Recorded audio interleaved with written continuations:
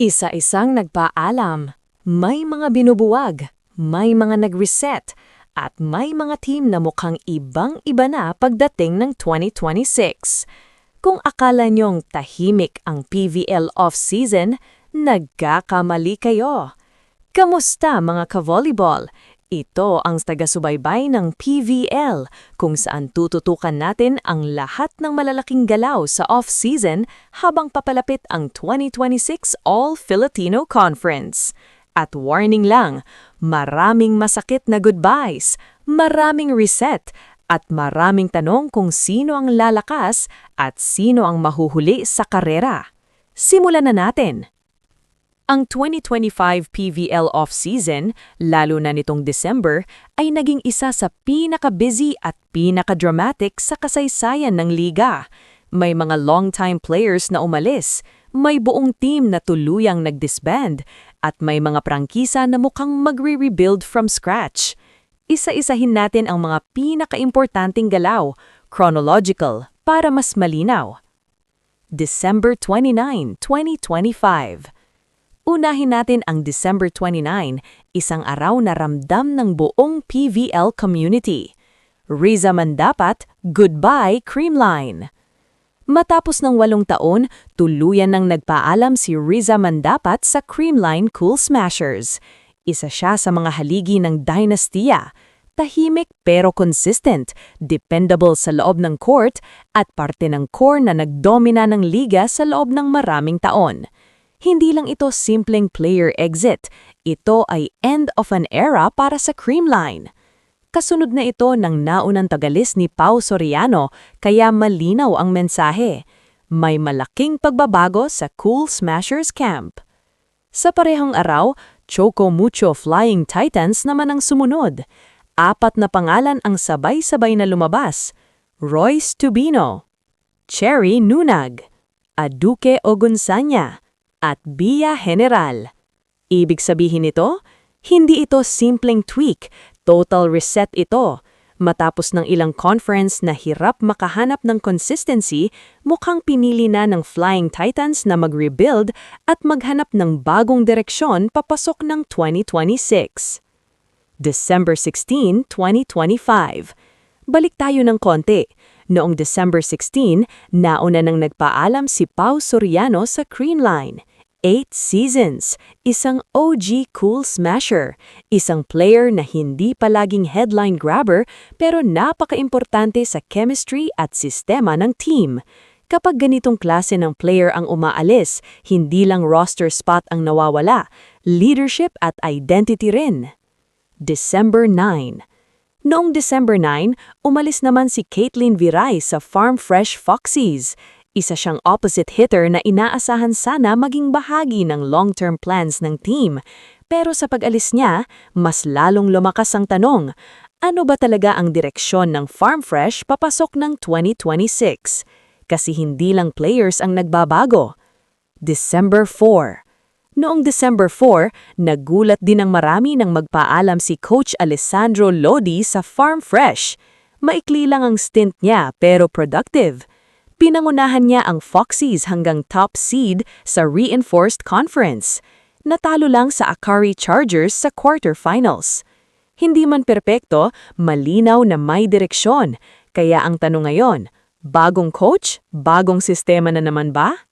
December 3. Pagkatapos ng malaking balita tungkol sa Cherry Tigo crossovers, mabilis namang kumilos ang Strong Group Athletics o SGA. 3 dating crossovers ang pumirma. Ces Robles, Karen Verdeflor, at Rene Peñafiel. Ang plan, mapupunta sila sa alinman sa Farm Fresh Foxies o Zeus Coffee Thunderbells. Magandang balita ito para sa mga players. May bagong tahanan, may continuity sa career.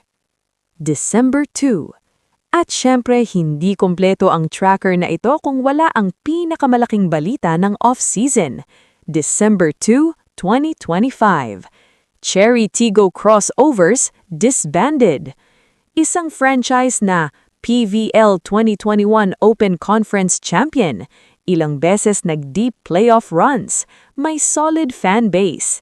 isang chapter ang tuluyang nagsara. At kasabay nito, dosena-dosenang players at staff ang napilitang maghanap ng bagong simula. So ano ang ibig sabihin ng lahat na ito? 2026 All-Filipino Conference magiging unpredictable. Walang kasiguraduhan kung sino ang dominant at maraming team ang mukhang bagong-bago ang mukha. Creamline, nagbabago na ang core. Choco Mucho, rebuild mode. Farm Fresh, searching for identity.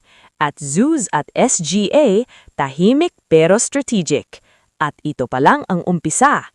Kung gusto nyo ng updated PVL tracker, rumors at analysis, subscribe, like at comment kung anong team ang tingin nyong lalakas sa 2026.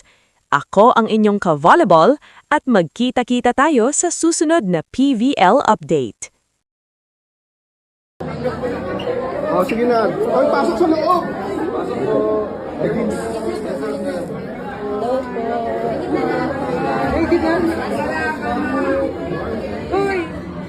Selfie daw ako. Ayun na, okay na? Picture lang kasi. Ate Ara? Wow! Back down the piano, back down. Yes.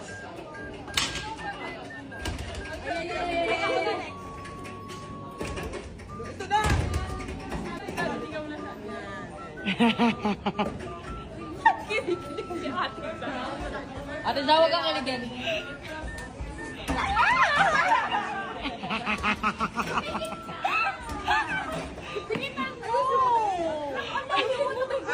Ako pa yung aayos. Wala ko na akong ginagawa. Wala ko na akong kakaw. Paano pa?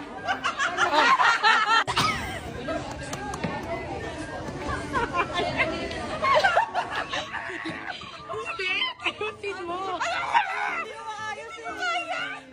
Hindi na kaya. Wala. Seryoso kasi. Okay na ako. Ano yan, ano yan? Wala Kasi na. ayusin, ang ganda naman. Ayusin mo. Kapayos ako. Pero kailangan gagano'n ka kay Ate Ara kasi Yan.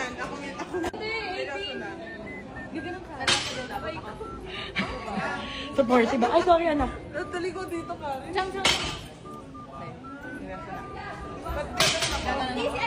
Ay, yan, anak.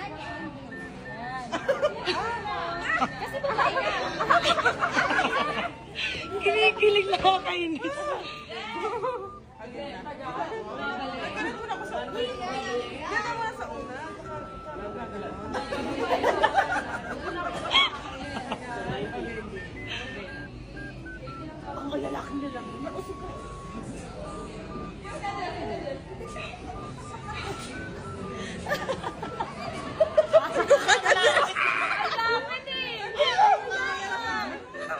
Hindi naman ganyan yung practice ko kanina eh.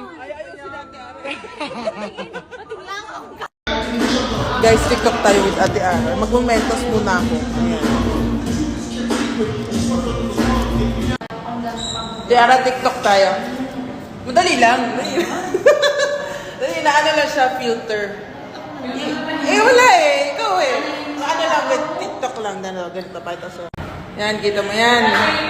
Yung ano, ayan, may lawit dyan, no? Igaganon lang, itatayo. Ako muna.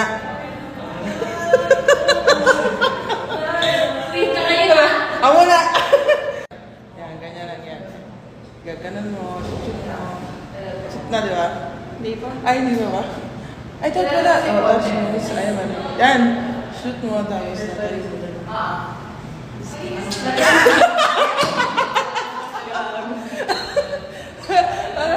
Ayun na, walis na. Walis na, guys. Doon ko na inom. Sa amin, te. Gcash siya kasi. Please blink. Gumagano. Please blink. Wala, wag mo naman eh.